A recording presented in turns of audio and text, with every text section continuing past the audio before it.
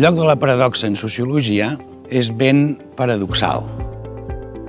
Malgrat fer-se present de manera constant, hi ha molt poca consciència de les funcions que hi realitza.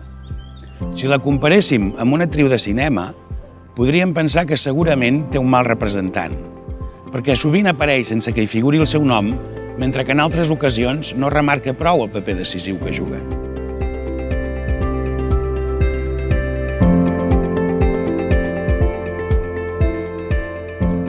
Els sociòlegs, per regla general, quan l'han feta servir, gairebé mai no s'han pres la molèstia de definir-la, i no diguem ja de teoritzar-la a fons. Tot i això, la paradoxa és d'una importància cabdal per a la perspectiva sociològica, tal com mirarem d'argumentar a continuació.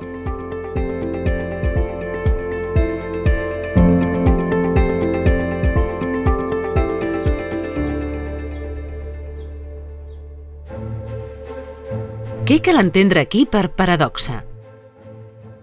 Quins són els significats precisos d'aquest terme que ens poden interessar més en tant que científics socials?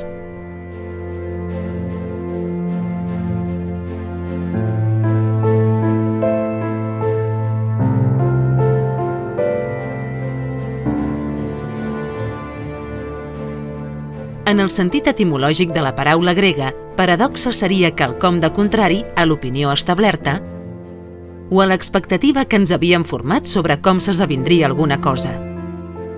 Però, per contrari, no s'ha d'entendre sempre radicalment antagònic.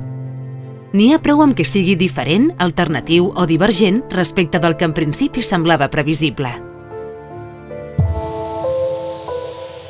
Afirmacions, proposicions, però també fets, accions, conductes, situacions que desconcerten, sobten i fan trontollar allò que crèiem cert o segur, les definim com a paradoxals perquè desafien la lògica convencional, alterant les nostres formes habituals de veure el món, de pensar-lo, de jutjar-lo.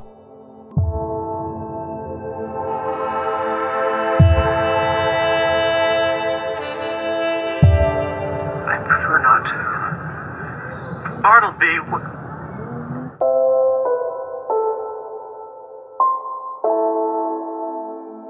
Parlem, per exemple, dels efectes paradoxals d'una política concreta quan el resultat de dur-la a terme contradiu els objectius pels quals s'havia dissenyat. Imaginem que el govern d'un país decideix invertir molt més en armament pensant que així dissuadirà la resta de països de declarar-li la guerra. Però els principals adversaris interpreten aquest sobtat rearmament com un indici amenaçador per ells i reaccionen amb una intervenció militar immediata contra el primer país, cosa que obre la porta a una conflagració bèl·lica. Per tant, quan parlem de paradoxes, no ens referim només a la manera com de vegades pensem o ens expressem, sinó també a la manera com passen certes coses.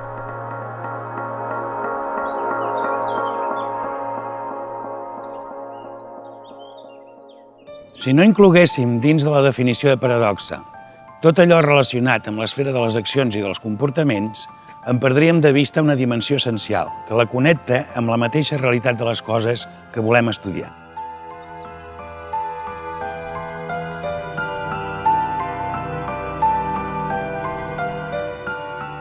I se'ns faria molt difícil, per no dir impossible, d'entendre la centralitat que la paradoxa pot arribar a tenir per a qualsevol comprensió efectiva de la vida en societat. Pensar paradoxalment vol dir pensar sovint contracorrent. Estar disposats a canviar l'angle habitual de visió sobre les coses, ser capaços d'oferir hipòtesis i punts de vista que s'allunyin dels camins traçats i que flexibilitzin i espavilin la nostra ment.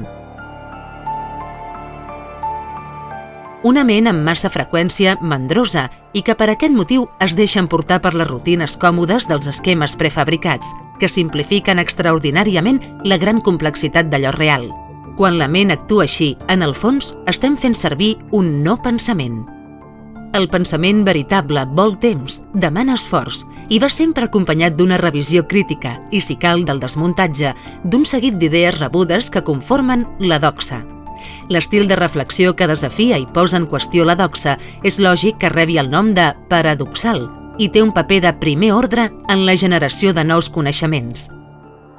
El coneixement científic avança de manera discontínua perquè la seva és tothora una veritat entre cometes i amb V baixa minúscula, provisional i limitada.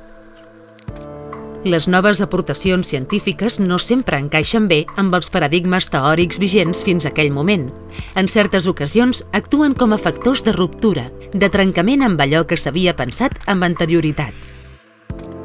Ja ho deia l'economista britànic John Maynard Keynes. Sovint són les antigues teories, que penetren fins al darrer plec del nostre cervell, les que ens impedeixen veure allò que és evident. És precisament quan això passa que la paradoxa pot ser de més utilitat. La seva càrrega crítica la predisposa a trencar motlles i és capaç d'obrir escletxes en els sistemes interpretatius fins aleshores dominants, posant en relleu dimensions de la realitat que aquests no contemplaven o suggerint relacions que, a partir dels esquemes habituals, mai no se'ns haurien acudit. Com afirmava l'economista de Princeton Albert Hirschman, en totes les ciències, les descobertes fonamentals sovint prenen la forma d'una paradoxa. Però la ciència social està singularment obligada a produir paradoxes. Perquè els descobriments més significatius en aquesta branca de la ciència, conclou Hirschman, són gairebé sempre contraintuitius, sorprenents i relacionats amb les conseqüències no intencionades o inesperades de l'acció humana. Al seu torn, l'estreta afinitat del sociòleg amb la paradoxa prové del fet que ell és també el científic més assetjat per la doxa. L'objectiu d'estudi de la sociologia, és a dir, la vida social en totes les seves formes i manifestacions, se'ns presenta inicialment atapeït de miratges i paranys. Aquestes representacions il·lusòries, que podem aplegar un cop més sota l'epígraf de la doxa, ens impedeixen l'accés a una major i millor comprensió de la realitat social. Ja es veu, doncs, que el recurs a la paradoxa ha de ser de gran utilitat per desenmascarar segons quins camuflatges. Marx, Durkheim i Weber són tots ells autors en els quals la presència de la paradoxa és constant. Paradoxes de l'alineació, paradoxes de l'anomia, paradoxes del desencantament del món o de la burocratització. El que resulta més paradoxal de tot plegat és que un tret tan vistós de la producció sociològica de qualitat hagi pogut passar en general tan desapercebut. Durkheim, en el paràgraf inicial de Les regles del mètode sociològic, ho diu amb contundència. Si existeix una ciència de les societats, hem de suposar que no serà una pura paràfrasi dels prejudicis tradicionals i que ens oferirà de les coses una imatge diferent. L'objectiu de tota ciència és fer descobertes, i la descoberta desconcerta, en major o menor mesura, les opinions arrelades. Evitar la paradoxa quan els mateixos fets ens la imposen és un senyal de poc coratge intel·lectual. 30 anys abans, Marx havia posat per escrit algunes reflexions similars quan, fent referència a la seva explicació del benefici, declarava: «Això pot semblar una paradoxa, quelcom que xoca amb les observacions quotidianes. També és paradoxal el fet que la Terra giri al voltant del Sol, i és una paradoxa que l'aigua estigui formada per dos gasos altament inflamables. Les veritats científiques són sempre paradoxes quan es mesuren amb la rasador de l'experiència del dia a dia, que només s'adona de l'aparença enganyosa de les coses».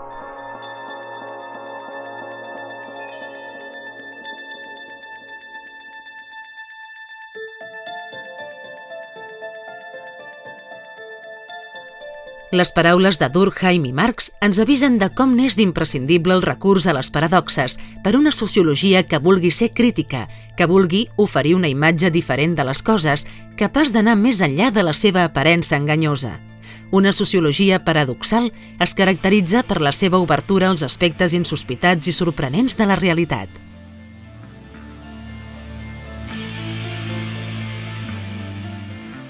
I això vol dir que li cal no només una manera singular de pensar, sinó també d'observar tot allò que passa al nostre voltant.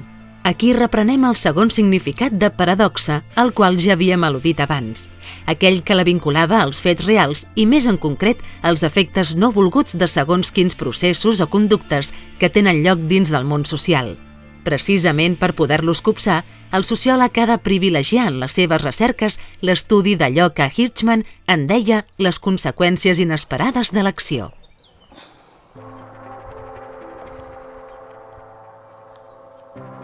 Si hi ha algun text emblemàtic en tota la producció sociològica d'allò que podríem dir-ne l'enfocament paradoxal, aquest és, sens dubte, l'ètica protestant i l'esperit del capitalisme, de Max Weber. A l'ètica trobem el que Weber anomena la paradoxa del protestantisme ascètic, que ell va descriure així. En molt bona part, els efectes culturals de la reforma protestant han estat conseqüències imprevistes i fins i tot no desitjades, no volgudes, de l'obra dels reformadors. Conseqüències sovint ben allunyades d'allò que ells es proposaven i algun cop directament contraposades a allò que pretenien d'aconseguir. Per dir-ho ras i curt, ni Calví ni cap altre representant destacat del protestantisme ascètic del segle XVI i XVII volia conscientment afavorir la implantació del capitalisme modern. Però això és el que objectivament van contribuir a propiciar, malgrat que subjectivament no ho desitgessin de cap manera. Observacions d'un estil similar, però aplicades a problemàtiques i contextos ben diversos, les podem trobar molt abans de Max Weber en autors com Maquiavel, Mandeville, Montesquieu, Adam Ferguson o Alexis de Tocqueville, entre d'altres. No és estrany que tots ells surtin també a la llista dels predecessors de la sociologia, perquè incorporen un dels seus màxims senyals d'identitat, l'interès apassionat per les múltiples paradoxes de la vida social i, més específicament, per les conseqüències involuntàries de les accions humanes. És tot just en aquest decalatge entre les intencions inicials i els resultats efectius de les nostres accions que es fa sentir especialment el pes de la societat, el poder condicionador que aquesta té sobre nosaltres. Les accions que emprenem se situen i generen efectes en un marc de contínues reaccions i interaccions amb altres individus i col·lectius. Reaccions i interaccions que la major part de vegades no podem preveure quines seran ni com acabaran determinant el curs i el sentit que prengui finalment la nostra primera intervenció.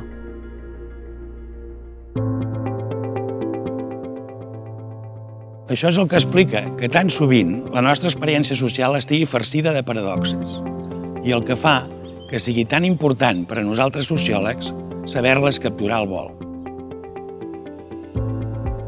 Potser d'aquesta manera podrem retrobar el fil que ens permeti sortir del laberint on de vegades ens fiquem en el transcurs de les nostres recerques. Bona sort en l'intent!